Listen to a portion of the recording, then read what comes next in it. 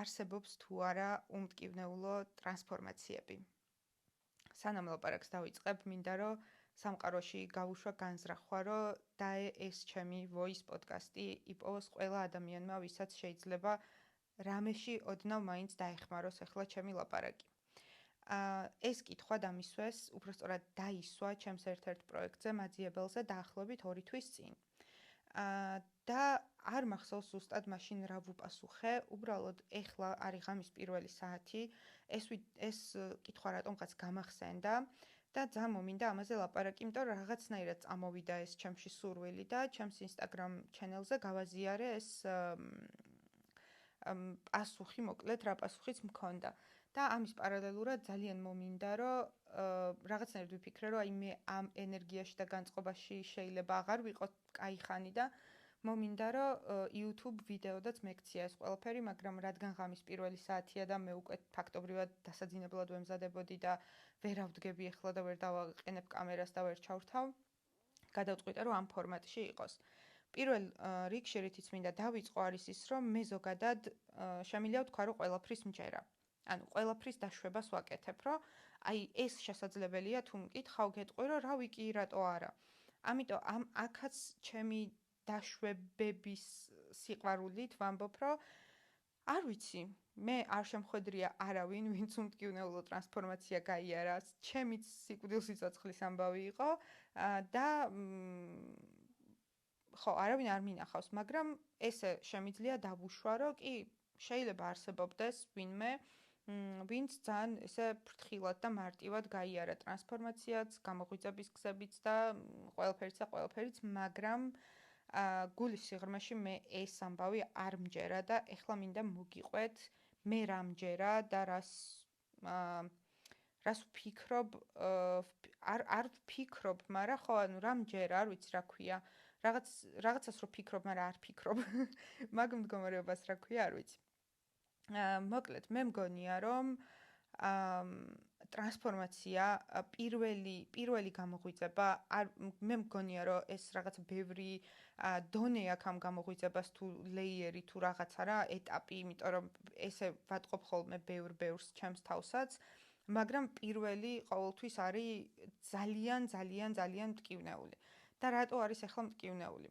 იმიტომ რომ გამოღვიძება არ არის, რომ შენ უცებ მიხვდე, რომ ესე ყოფილა, მატრიცა, ესე არ ხდება. ანუ არ ვხვდებით სიხარულით ამ ფაქტს რა, ეს არის ძალიან მტკივნეული, იმიტომ რომ შენ თავზე გენგრევა ყველა წარმოდგენა, ყველა რწმენა, ყველაფერი აბსოლუტურად რაც კი სიმართლე გეგონა, თავზე გენგრევა და ხვდები ილუზიებს.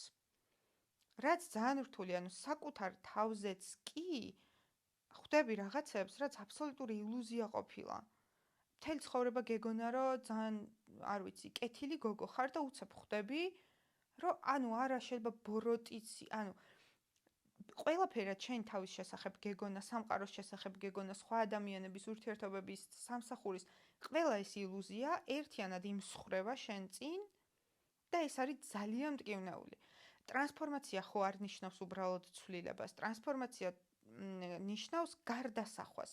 ანუ გარდასახვა უნდა მოხდეს რა, მაგრამ ტრანსფორმაცია არ არის გამოღვიძება. ანუ გამოღვიძება კიდე სხვა რაღაც არის. კი, მესმის რომ ძალიან გაპაფსავებული არის ეს გამოღვიძების საკითხი, მაგრამ მე კიდე უფრო დავარქმევდი აი გახსენების საკითხს, იმიტომ რომ ჩვენ კი ვიღვიძებთ რაღაც ილუზიური სიზმრიდან, მაგრამ ამ პროცესთან ახლავს გახსენების ეტაპი, როცა შენ იხსენებ რეალურად ვინ ხარ, საიდან მოდიხარ, მაგრამ ეს შეიძლება ერთმანეთს ძალიან ახლოს არ ებმოდეს. მაგალითად, მე მქონდა პირველ ეტაპზე ვიტყოდი, არ ვიცი საერთოდ, ანუ ხო, შეიძლება ითქვას, რომ გამოღვიძება მქონდა, როცა ეს რაღაცა ეტაპი მოხდა ჩემს ცხოვრებაში, რომ ყველაფერი დაიმსხვრა და იქიდან მე ახალი მე დავიბადე თუ რაღაცა, კიდე ახალი ეგოს კონსტრუქცია, მაგრამ მაინც, ანუ ეტაპი, სადაც ძალიან ბევრი რაღაც გავაცნობიერე, მივხვდი და დავინახე.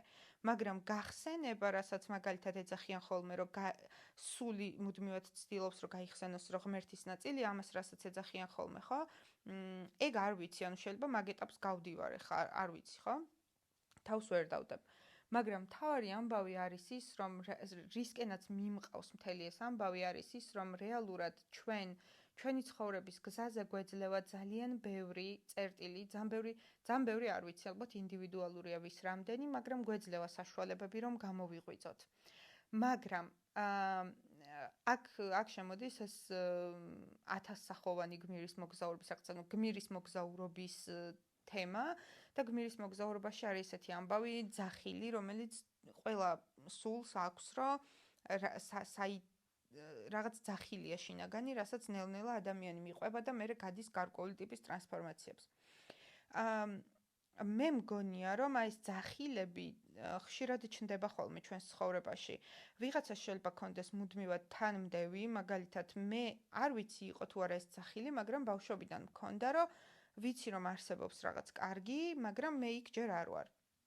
ეს კარგი ხანდახან უბრალოდ წარმოსახვა იყო, რომ უკეთესი ცხოვრება არსებობს, უკეთესი რაღაცა არსებობს, მაგრამ იქ არ ვარ, მაგრამ მივალ. ოღონდ ეს ნანახი არ მქონდა საერთოდ, არავისი უკეთესი ცხოვრება ნანახი არ მქონდა მთელი ბავშვობა თუ რაღაც. მაგრამ რისი თქმაც მინდა ის რომ რაღაცა გვეძლევა შანსები გამოღვიძების, ეს შანსები ყოველთვის არის ძალიან მტკივნეული. ანუ თუ ახლა ხარ მდგომარეობაში, სადაც გამოსავალს ვერ ხედავ. აი რო ვამბობთ ხოლმე რომ ბოლომდე ჩამაჭირა ცხოვრებამ. თუ ბოლომდე ჩაგაჭირა ცხოვრებამ, ეგ არ არის მდგომარეობა, რომელიც უნდა მოაგვარო. ეგ არის წერტილი, საიდანაც უნდა გაიღვიძო. უნდა გაიღვიძო ძალიან უხეში ნათქვამია. საიდანაც შეგიძლია გაიღვიძო. და ეხლა voice-ებშიც ამას ვლაპარაკობდი, არხზე რომ გავაგზავნე, რომ ძალიან ხშირად, როდესაც ჩვენ აღმოჩნდებით ხოლმე აი მაგ წერტილში, სადაც ყველაფერი თავზე გვემხობა. არ ვიცი, ანუ შეიძლება ვალებში ვართ ბოლომდე, ან რაღაცა, ანუ აღმოვაჩენთ, რომ სრულ სიბნელეში ვართ, რაღაც უფსკრულში, იმედის ნაპერწკალს რო ძლივს ვეპოტინებით, ეგ არის ხოლმე მომენტი, სადაც რეალურად არის შანსი გაღვიძების. უბრალოდ ჩვენ ისე მიჩვეულები ვართ იმას, რომ მუდმივად გონებაში ვრჩებით და იმდენად მოწყობილია მთელი სამყარო იმისკენ, რომ შენ ვერ უნდა გაიღვიძო, რომ ვეძებთ გამოსავლებს. ვეძებთ პრობლემის მოგვარების გზებს და ეს ზუსტად იმას გავს, რომ რაღაცა დიდ ჭრილობაზე ან რაღაცა სისხლმდინარე, ძალიან ბევრი სისხლი რომ მოგდის და უბრალოდ რამდენიმე სანტავიკი რომ გადაიკრა, ზუსტად ამას გავს ეგ პროცესი, რომ მაგ დროს ვცდილობთ მოვაგვაროთ პრობლემები. რომლებიც პრობლემებიც რომ თავად ილუზიურია, ეგ ამბავია რა. და ამ სანტავიკებს ვაკრავთ და მერე ცოტა ხანი გგონია, რომ უკეთესობაა, იმიტომ რომ რაღაცა პრობლემები მოვაგვარე, ეხლა რაღაცა უკეთესი პროცესები დაიძრა, რაღაცა გგონია, რომ ოკეი, ნელ-ნელა ამოისუნთქე და ბუმ.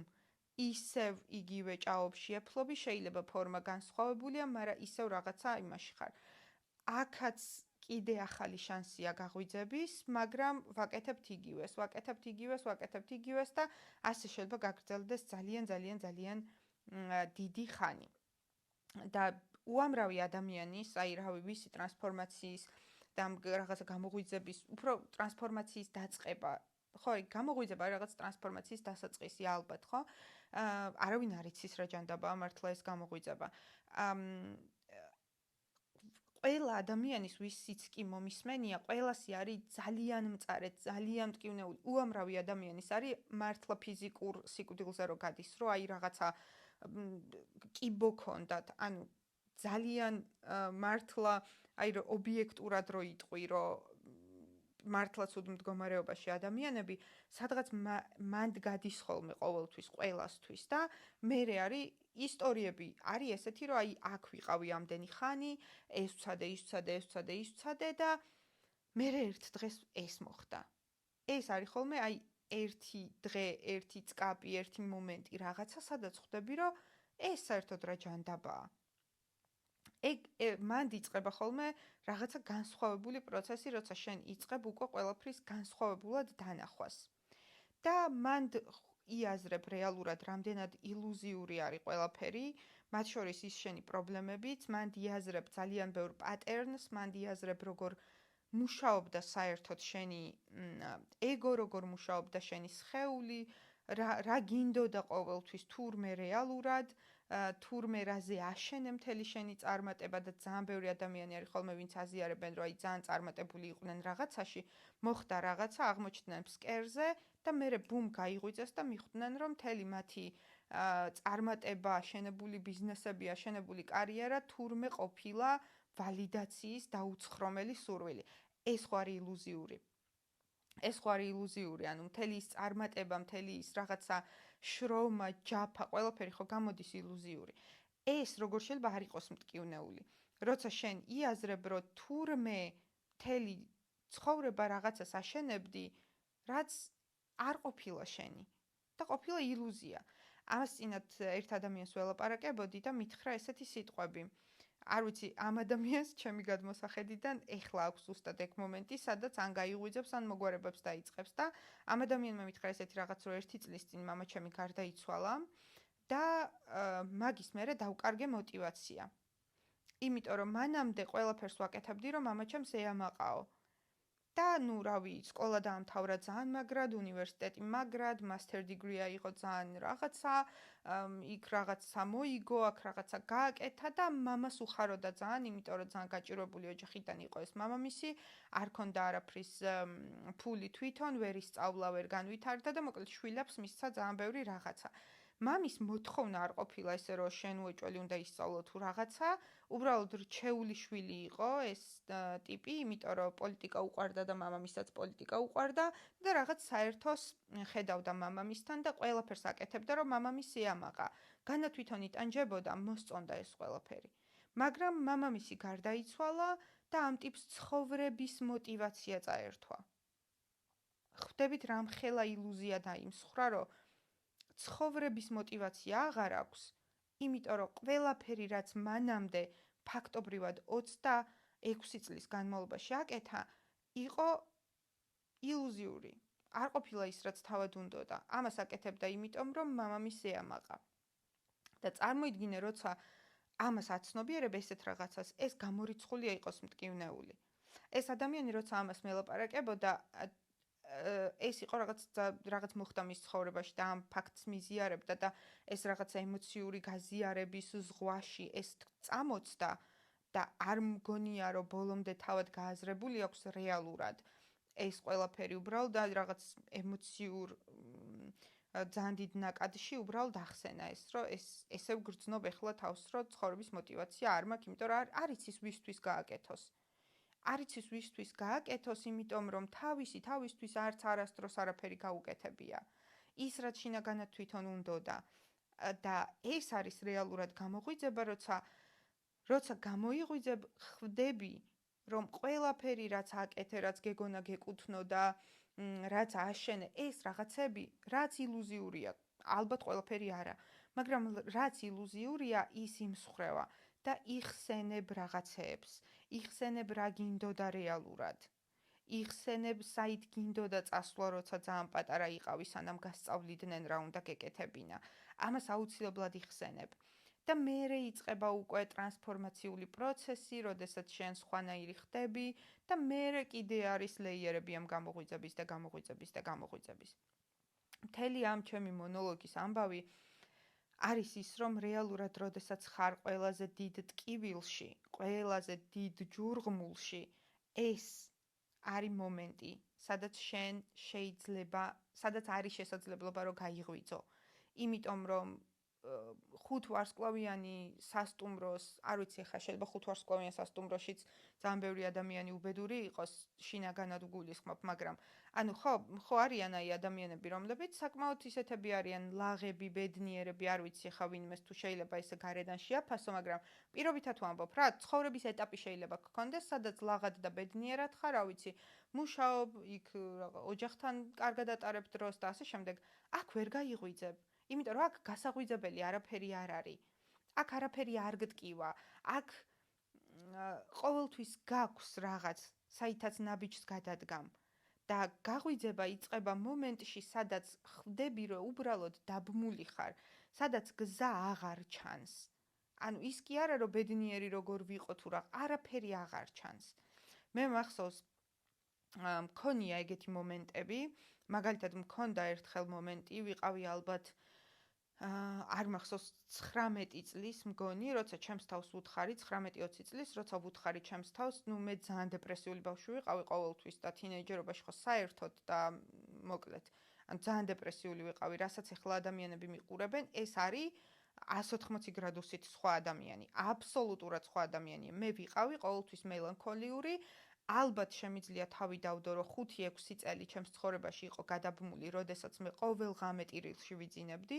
ოღონდ ეს რაღაცა წამოვიწირკლე და დავიძინე არა, აი აბსოლუტურ ტირილში რა, როცა აღარ იცი უკვე რა ქნა რა.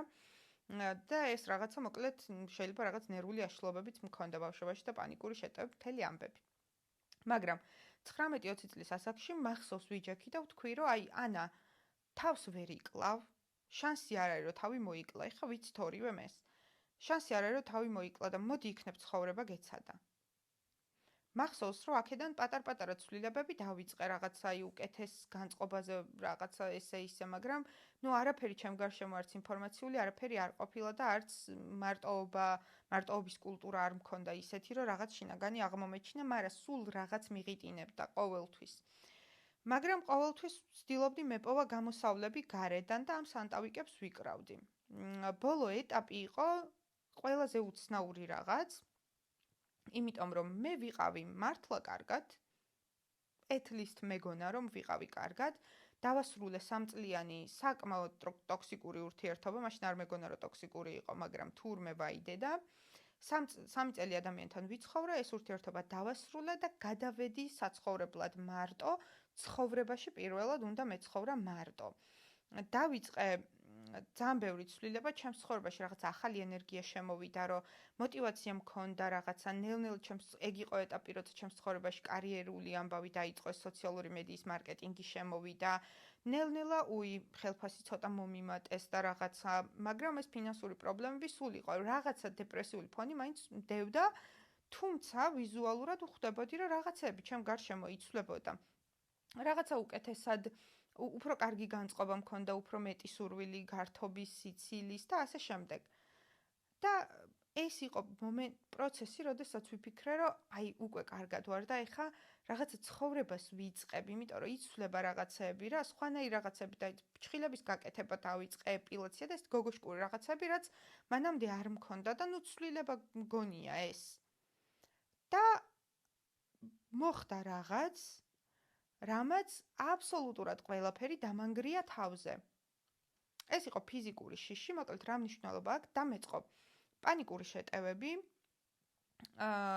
დავიწყე თერაპიაზე სიარული გეშტალტზე, მივედი ფსიქიატრთან, გამომიწერა, რა თქმა უნდა, ფსიქოტროპულები, იმიტომ რომ აბსოლუტურ შიშში ვიყავი ყოველთვის, ანუ მუდმივ პანიკაში ვიყავი. და დავკარგე ყველაფერი, რაც ჩემთვის იყო ძვირფასი. და ყველაზე მნიშვნელოვანი და ძვირფასი ჩემთვის იყო დამოუკიდებლობა. რაც მეგონა რომ მთელი ცხოვრება ეს სისხლის ფასად ვაშენე მართლა ეს ჩემი დამოუკიდებლობა და თან როდის ყველაზე დამოუკიდებელ ეტაპზე მარტო ცხოვრობ პირველად. და დავკარგე ეს დამოუკიდებლობა როგორ, აღარ შემეძლო მარტო ყოფნა, ღამე მით უმეტეს. და წარმოიდგინეთ ესე ძალიან ხშირად რაღაც პერიოდის განმავლობაში ძალიან ხშირად მიწევდა ხოლმე რამდენი მეგობარი გეყოლება ეხლა ხო ცხოვრებაში რომ ყოველდღე ვიღაც შენთან დარჩეს. ესე საკუთარი კორპუსის ქვეშ ვიდექი ხოლმე ტელეფონით შუაღამეს და ვცდილობდი მეპოვა ვინმე ვინც ჩემთან დარჩებოდა. ეს წარმოიდგინე როგორი არის ადამიანისთვის, ვისთვისაც დამოუკიდებლობა არის ცხოვრების ყველაზე დიდი მონაპოვარი. და მოკლედ მე საერთოდ სოფელში წავედი საცხოვრებლად, ბარემ მეთქი სახლსაც გავარემონტებ რაღაცა, სოფელში უკეთესად ვიქნები, იმიტომ რომ მოკლედ და თბილისში ცხოვრებაც დავკარგე, რაც ჩემი რაღაცა თინეიჯერობის ერთ-ერთი, ასე ვთქვათ, მიზანი იყო. ყველაფერი, რაც მეგონა, რაც წარმომედგინა, რაც მინდოდა, რაც კარგი იყო, აბსოლუტურად ყველაფერი დაინგრა და აღმოჩნდი ისეთი ტიპის ჯურღმულში, სადაც ვერ ვხვდები საერთოდ სად არის გამოსავალი, იმიტომ რომ კი ამ რაღაცა ფსიქოტროპულებმა ცოტა იმუშავა, რომ აი ყოველ წამს აღარ უკანკალებდი შიშისგან, მაგრამ დღეში რამდენჯერმე მაინც უკანკალებდი. თერაპიამ არ იმუშავა, იმიტომ რომ რაღაცა მომეწონა ამ თერაპიაზეც, მაგრამ არ იმუშავა, იმიტომ რომ ჭორაობაა ჩემთვის რა რაღაცა როცა ვზივარ ადამიანთან 1 საათი ვლაპარაკობ, ეს რაღაცა ჭორაობაა, რამე უფრო ძლიერი მჭირდებოდა მაგ დროს, იმიტომ რომ ვიყავი პანიკური შეტევების პიკში. და ნუ არასწორად ავარჩი ეს გეშტალტ თერაპია რა. ამანაც არ იმუშავა და აი იმედის მისხალი აღარ გამაჩნია, წარმოიდგინეთ რა. და მახსოვს, ეგ იყო ჩემი ყველაზე გულწრფელი, ძალიან ინტუიციური, ახლა როცა რაღაც საჭიროებას გრძნობს სამყაროს მიმართ განზრახვას ყოველთვის ვუშვებ და ვიცი რომ ეს იმუშავებს, მაგრამ მაშინ იმ მომენტში არ ვიცოდი სიტყვა განზრახვა საერთოდ რა იყო, სად შემეძლო გამეშვა, აღარ ღმერთის მჯეროდა არც სამყაროს არც მჯეროდა თუ რამე კარგი არსებობს საერთოდ და რამე მიშველის და ასე შემდეგ, მაგრამ მახსოვს რომ უბრალოდ არც ღმერთი მიხსენებია, არც სამყარო მიხსენებია, უბრალოდ აი მთელი ძალით რაღაცას შევეხვეწე, რომ თუ რამე არსებობს, რასაც შეუძლია რომ მიშველოს, მზად ვარ, ოღონდ მოვიდეს. იმიტომ რომ არაფერი გარშემო იმედად აღარ მესახებოდა. ეს იყო უკიდურესი სიბნელე. და როგორც კი ეს ვთქვი, ძალიან მალე ნელ-ნელა ჩემ სოციალურ ქსელშიც, ჩემ გარშემოც ადამიანები ნელ-ნელა გაჩნდა ის ყველაფერი, რაზეც აქამდე ვიქრინჯებოდი. მეთქი რა იოგა, ფუ, ეს რაღაც ვიღაცები რო სულიერებას და რაღაცებზე ყურს რომ მოუკრავდი, მეთქი ესენი უბრალოდ ცდილობენ რომ რეალობას გაექცნენ და პოლიტიკაზე ფიქრი არ უნდა ხალხს და რეალურ პრობლემებს და მაგიტო მედიტირებენ სადღაც და ეს აბსოლუტური აგრესია მქონდა ამ ყველაფრის მიმართ. და ჩემ გარშემო რაღაცნაირად მთელი ჩემი ველი გაივსო ამ ყველაფრით. ჩემს კითხვაზევე პასუხით, ეს მაშინ ვერ გავაცნობიერე, ეს განზრახვაც ძალიან გვიან გამახსენდა. და მოკლედ ნელ-ნელა რაღაცები შემოვიდა ჩემს ცხოვრებაში და მიუხედავად იმისა, რომ კოგნიტურად ძალიან ბევრი ეჭვით, შინაგანად მაინც აბსოლუტური მიმღებლობით ხვდებოდი ამ ყველაფერს. და მახსოვს იყო მომენტი და ეს მომენტი ჩემს ტატუდაც იქცა მერე და ხელზე მაწერია, როცა ვთქვი, რომ აი ცრემლები ღაპაღუპით მომდიოდა ეს მომენტი რომ მქონდა და ვთქვი, რომ თუ ეს ჯოჯოხეთი იმისთვის გადავიტანე, რომ ამ ცნობიერებაში უნდა მოვეყვანე, აბსოლუტურად მიღირდა. 100-ჯერ იგივეს გავივლიდი, თუ ამ ჯოჯოხეთის მიზანი იყო ის, რომ ამ ცნობიერებაში აქ და ახლა უნდა მოვეყვანე. ეს იყო ფაქტობრივად 2 წელზე გაწელილი ჩემი მთელი ტრანსფორმაციის ისტორია და მგონია, რომ ეს სიტყვები რო ვთქვი, ეგ იყო მაგ დროს რაღაცა რეალური გაღვიძება. როცა მე მიზეზ შედეგობრივი კავშირი დავინახე. და მაგის მერე რა თქმა უნდა ბევრი ილუზია დამემსხვრა თავზე, ბევრი რაღაცა ჩემს საკუთარ თავზე წარმოდგენა, იქ მერე უკვე ინფორმაციულად სწავლებები დავიწყე, ეგოს კონსტრუქცია გავიგე და ასე შემდეგ და ასე შემდეგ. მაგრამ ამხელა ისტორიით იმის თქმა მინდოდა რომ რეალურად და მე ესე მჯერა, რომ ყველაზე დიდ სიბნელეში არის რეალურად ის ძალის წერტილი, რომელსაც შეგიძლია ჩაეჭიდო და გაგაღვიძოს. და რატომ ვერ ვახერხებთ ხოლმე ამას და რატო ვეძებთ გარედან პრობლემების მოგვარების გზებს, მე არ მგონია რომ ვიღაცას ძალით შეუძლია გაიღვიძოს, რომ უი ეხლა ანას ისა პოდკასტი ვნახე და რადგან ცუდ მდგომარეობაში ვარ, წავალ ეხლა გავიღვიძებ. ესე ვერ დავგეგმავთ გაღვიძებას, რა თქმა უნდა, მაგრამ თუ ნიშნებს დავინახავთ ხოლმე, რომ ყოველთვის შანსი არ არის, სამყარო ყოველთვის გვაძლევს ამ ნიშნებს. ვიღაცის ვიდეო ამოგიხტება, ვიღაცის რაღაცა ამოგიხტება, ვიღაც რაღაცას გასწავლის, ვიღაც მეგობარი მოვა და რაღაცას გეტყვის, როცა გჭირდება და ასე შემდეგ, მაგრამ რატო არ ხდება ხოლმე ეს არის ის, რომ ჩვენ საკუთარი თავისგან გავრბივართ. გავრბივართ და ვართ მუდმივად გარეთ. აი არ არსებობს გამორიცხული ადაგებადოს კითხვა, რომელზეც პასუხი არ გაქვს. ეს უბრალოდ არის გამორიცხული, ესეთი რაღაც არ მოხდება. ან გაქვს უკვე პასუხი, ან გაქვს ძალა იპოვო ეს პასუხი. სხვანაირი კითხვა შენს ტვინში არ დაიბადება, იმიტომ რომ კითხვა პასუხი ერთდროულად არსებობენ. შენ ხო არ გაგიჩნდება კითხვა, როგორ ამოხსნა რაღაც კონკრეტული განტოლება, რომელიც არსად არ გინახავს. რატო? იმიტომ რომ ამ განტოლების პასუხიც არ გაქვს. იმიტომ რომ ეს რაღაცა შენში არ დევს. რაც, რა ვიცი, ვიღაც მათემატიკოსი შეიძლება იდოს. ხო, შენ გაგიჩნდება კითხვა, რომელზე პასუხიც გაქვს. მაგრამ ამ პასუხს სჭირდება სიჩუმე. დაგეხმარება რითრითები, დაგეხმარება პოდკასტები, დაგეხმარება წიგნები, დაგეხმარება ბევრი რაღაც დაგეხმარება, მაგრამ თუ არ დაჯექი საკუთარ თავთან, ჩუმად შანსი არ არის რამე მიმუშაოს. გამორიცხულია თუ შენი პირადი რაღაცა მარტოობის წერტილი არ გაქვს, ეს ვერაფერი გარედან შემოსული ვერ იმუშავებს. იმიტომ რომ მთავარი სამუშაო ხდება მარტოობაში. ძალიან ბევრი თრიცზე ვარ ნამყოფი, რამაც ძალიან ბევრი რაღაც მომცა, ძალიან ბევრი პოდკასტი მაქვს ნანახი, აი მართლა პერიოდები მქონია, რომ დღეში ერთ პოდკასტს ან ორ პოდკასტს უყურებდი. რაღაცები მაქვს წაკითხული, ხა წიგნებს დიდად არ ვკითხულობ, ვერ დავიბრალებ, მაგრამ რაღაცები მაქვს წაკითხული, უამრავი მასწავლებლისთვის მომისმენია, ისეთ პრაქტიკაზე ვყოფილვარ, ასეთ თუ კი რამე არსებობს, ყველაფერში თავით ვხტები, მილიონ პრაქტიკაში, მაგრამ მაგან გამოიწვია ის, რომ სხვათა შორის აი ბალიზე რო ჩამოვედი 8 თვის წინ, ეგ იყო ჩემი მოგზაურობის მერვე თვე. და მოგზაურობის მერვე თვეა კაცო ვიმოგზაურე იქ რაღაცა მარტო ვიყავი თითქოს თუ რაღაც და ნუ მოგზაურობაში ვერ ვაპრაქტიკებდი ვერც მედიტაციას, ვერც იოგას, ვერც იმას და ეს მიზეზები რო არ თავდება, მოგზაურობ და ვერ მედიტირებ, ანუ ქალო რანაირად. და ბალიზე რო ჩამოვედი, ანუ სილის გაწვნასავით იყო ეს ადგილი, იმიტომ რომ ამომიყარა ტრიგერები, ისეთი ტრიგერები, რომ ვფიქრობ, რომ ჩემი თავის განსჯა დავიწყე, რომ ანა შენ ეს ხო გაცნობიერებული გაქვს, რაღაცო მოქმედებს ეს შენზე.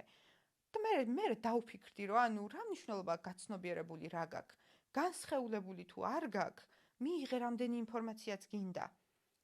შენ თუ არ დაჯექი და საკუთარი პრაქტიკა არ გქონდა, სიჩუმეში თუ არ დაჯექი და ის ინფორმაცია რაც შემოვიდა შენთან გაცნობიერების გზით, ნერვულმა სისტემამ თუ არ განასხეულა, რამდენიც გინდა გააცნობიერე, რომ შენი თავი უნდა გიყვარდეს, ვის არა აქვს გაცნობიერებული, რომ საკუთარი თავი უნდა უყვარდეს.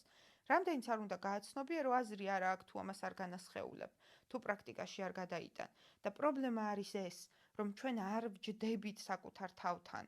და კითხვები, რომ მოდის მილიონი საკუთარ თავში, სადღაც უბრალოდ პირი უნდა გააჩუმო და მოусმინო პასუხსაც. ეს რო გავაცნობიერე, რაღაცნაირი სიბრაზე შემოვიდა ჩემ თავში, რომ ანა ხანდახან მოკეტე და მოусმინე აბა პასუხსაც, იმიტომ რომ გააქვს ეს პასუხი. გააქვს უბრალოდ არიცი რო გააქვს და არ გჯერა რო გააქვს და არიცი სად გააქვს. და უბრალოდ სიჩუმეში რო დაჯდე შენს თავთან, თუნდაც ხმამაღლა დასვა კითხვა და დაელოდო. და არ მიაქციო ყურადღება ყველა ფიქრს, რომელიც თავში მოდის, გამორიცხულია პასუხი არ მოვიდეს.